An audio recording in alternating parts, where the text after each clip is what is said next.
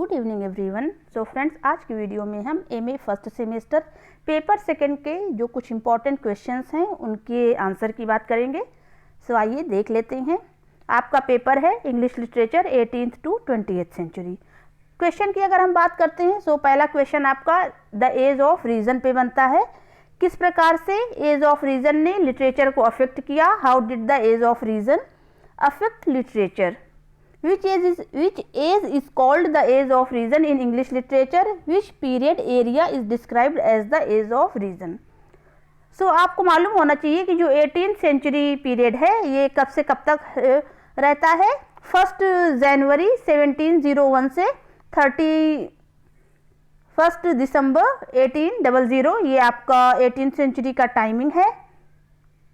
So the age of enlightenment को enlightenment या the age of reason कहा जाता है। और एज ऑफ एनलाइटमेंट या एज ऑफ रीज़न है क्या?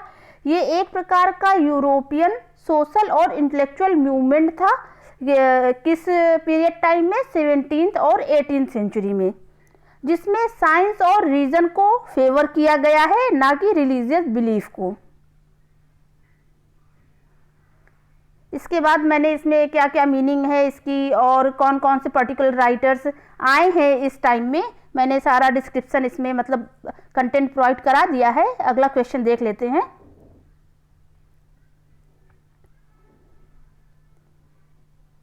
अगला क्वेश्चन आपका बनता है रोमांटिसिज्म पे। What is romanticism known for? So romanticism क्या है? Romanticism first defined as an aesthetic in literary criticism around 1800। So around 1800 में ये जो रोमांटिसिज्म था ये क्या सबसे पहले क्या डिफाइन किया गया? एज एन एस्थेटिक, और बाद में ये अपने मोमेंटम पर पहुंच गया एज एन आर्टिस्टिक मूवमेंट। कहाँ पर? फ्रांस और ब्रिटेन में in the early decades of 19th century. और ये फिर फ्लोरिश कब हुआ? Until mid century. So particular कौन कौन से राइटर्स ये रोमांटिसिज्म में आते हैं और उन्होंने किस चीज़ पे फोकस किया है? ख़ास तौर से जो रोमांटिक पीरियड में हमको नेचर पे जो राइटर्स आए हैं उन्होंने नेचर पे ही फोकस किया है। सो ये आंसर भी आप लोग देख लीजिएगा। अगला क्वेश्चन हमारा बनता है the meaning of Victorian compromise and Victorian paradox. So जो हम विक्टोरियन कंप्रोमाइज़ की बात करते हैं, सो ये एक नोन फ्रेज है इन इंग्लिश लिटरेचर में, और अल्फ्रेड लॉर्ड टेनिसन जो विक्टोरियन एज के रिप्रेजेंटेटिव भी कहे जाते हैं वो इस फ्रेज से कनेक्टेड हैं। ठीक, सो इसको भी आप आंसर देख लीजिएगा। बस चूँकि आपको नोट्स प्रोवाइड कराना ही हमारा मकसद है और हमारे पास इतना अभी टाइम वो नहीं है कि हम आपको पूरा डिटेल में बता सकें। फिर अगला हमारा है explore the impact of world war first and second on British literature. So world war first कब से कब तक रहा? 28 जुलाई 1914 से 11 नवंबर 1918 तक।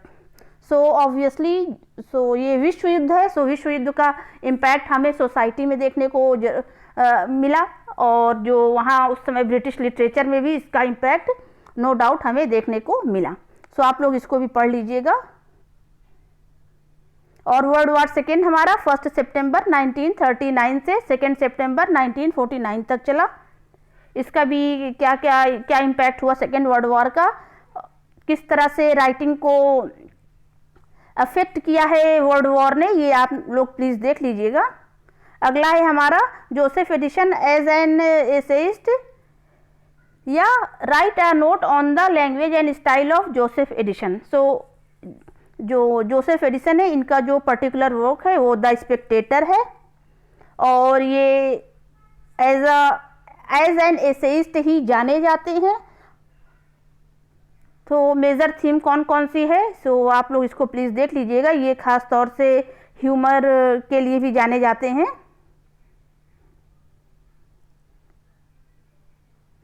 अगला क्वेश्चन हमारा है कि what do you mean by sweetness and light according to Arnold? So Matthew Arnold का स्वीटनेस एंड लाइट ये आपकी उसमें प्रेस्क्राइब्ड है। सो अर्नोल्ड ने स्वीटनेस को ब्यूटी बोला है और लाइट को इंटेलिजेंस बोला है।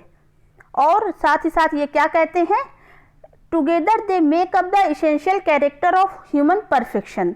So for Arnold sweetness is beauty and light is intelligence. और ये जब दोनों साथ में मिल जाते हैं तो क्या बनाते हैं, they make up the essential character of human perfection. फिर इसके बाद हमारा है आपका सात्रा का है, जीन पॉल सात्रा का एग्जिस्टेंशियलिज्म, वो इसमें आपका प्रिस्क्राइब्ड है। So what is the main idea of existentialism according to Sartre, Jean Paul Sartre. So Sartre की जो थियरी है एग्जिस्टेंशियलिज्म, ये क्या बताती है कि existence precedes essence. So that is only by existing and acting a certain way do we give meaning to our lives। so आप इसकी भी थियरी देख लीजिएगा कि इन्होंने किस किस मेन पॉइंट को, कौन कौन से पॉइंट्स को अपने एग्जिस्टेंशियलिज्म थियरी को में डिफाइन किया है। ये 4 पॉइंट्स मेन हैं।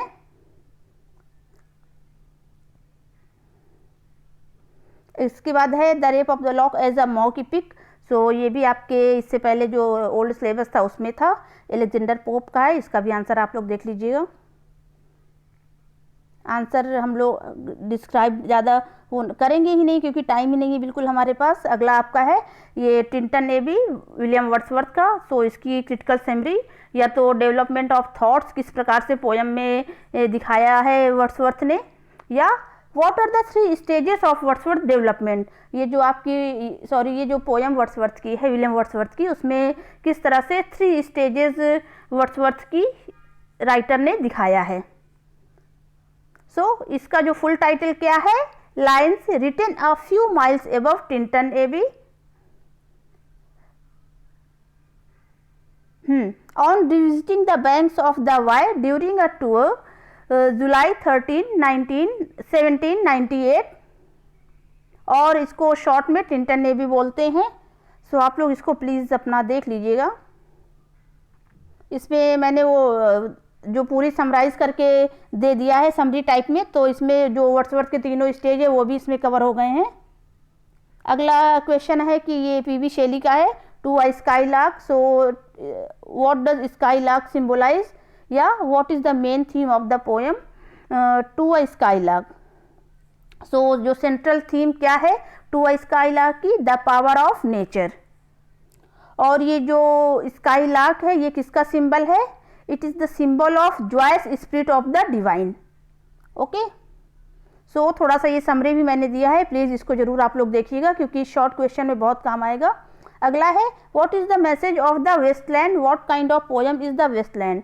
सो द वेस्टलैंड ये टी.एस. इलियट की पोएम है, ये पब्लिश हुई है 1922 में। इसमें टोटल 434 लाइन्स हैं और ये इसमें ये 5 सेक्शन में हैं। सो सेक्शन भी आप लोग देख लीजिएगा, 5 सेक्शन, जैसे the burial of the dead, a game of chess, ये सेक्शन भी इसमें दिया गया है। द फायर सरमन और हाँ डेथ बाय वाटर, और ये लास्ट है आपका व्हाट द थंडर सेड। ये आपके 5 सेक्शन में ये द वेस्टलैंड डिवाइड है। इसके बाद है द सेकेंड कमिंग का मेन आइडिया क्या है, what is the main idea of the second coming, W.B. Yeats की है। सो ये 1919 में लिखी गई है, soon after the end of world war first. So इसका भी थोड़ा सा समरी है, आप लोग देख लीजिएगा। इसके बाद है is futility a war poem, what is the message of futility by Wilfred Owen. So futility ये विल्फ्रेड ओवेन की पोएम इसमें आपके सिलेबस में प्रिस्क्राइब्ड है। सो ये जी इनकी फ्यूटिलिटी है, ये 1918 में लिखी गई है और इसमें जो राइटर है वो क्या कर रहे हैं, the poem eulogises an unnamed soldier lying dead in the snow in France. इसको भी थोड़ा देख लीजिएगा। इसके बाद आपका नेक्स्ट है हॉक रोस्टिंग, टेड ह्यूज का। सो इसकी मेन थीम क्या है, what is the main theme of hawk roosting. So hawk roosting is a poem written by English poet Ted Hughes. ये किसके पर्सपेक्टिव से लिखी गई है, एक हॉक के पर्सपेक्टिव से लिखी गई है, who reflects on its power and superiority over the other creatures in the natural world. इसके बाद आप लोग नेक्स्ट है आपका why is the play the birthday party considered as an absurd drama, who is the protagonist in the birthday party. So the birthday party ये Harold Pinter का play है जो पब्लिश हुआ है 1959 में।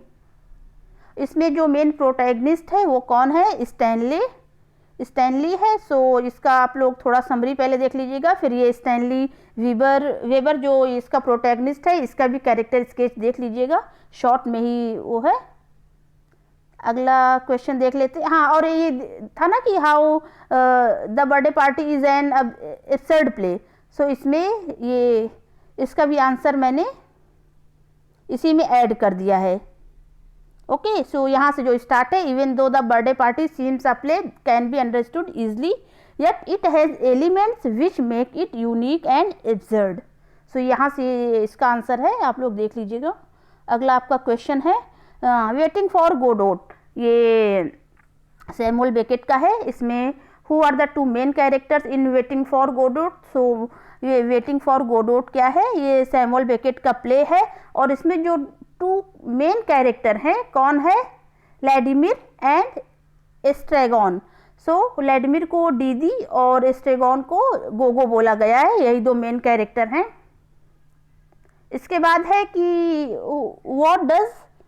Who does Godot represent in waiting for Godot. So Godot किसको represent करता है, so Godot stands for God. अगला क्वेश्चन आपका है why does Fielding define Joseph Andrews as a comic epic in prose. ये भी आपका लॉन्ग क्वेश्चन है। ये जोसेफ एंड्रयूज फील्डिंग की नॉवेल है जिसे हेनरी फील्डिंग क्या बोलते हैं, comic epic in prose. So इसका भी आंसर आप लोग देख लीजिएगा।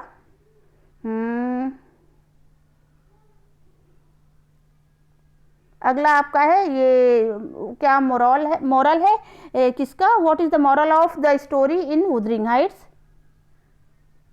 इसकी भी थोड़ा समरी करके दिया हुआ है और इसको भी आप लोग देख लीजिएगा। इसके बाद आपका जो अगला क्वेश्चन है ये शायद लास्ट है, which technique is used in the novel portrait of the artist as a young man. So portrait of the artist as a young man ये जेम्स जॉयस की फर्स्ट नॉवेल है।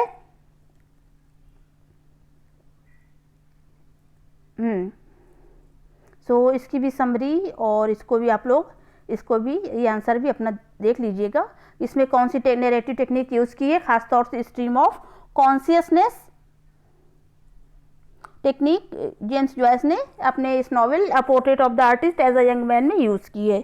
Okay friends, thank you so much. और रहा ये PDF आपको description box में इसका link मिल जाएगा। See you again.